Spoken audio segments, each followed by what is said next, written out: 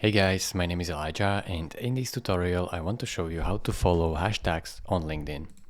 So basically LinkedIn has made some changes.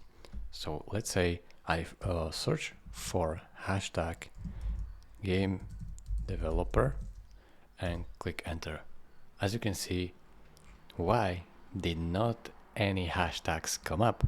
I cannot even filter the search results based on the hashtags. So as you can see, LinkedIn has made some changes and you are no longer able to follow a hashtag. They changed it. I am just letting you know. I hope you understand my honesty. So thank you for watching. If this video was helpful to you, at least in the informational sense, thank you for watching and see you next time. Bye bye.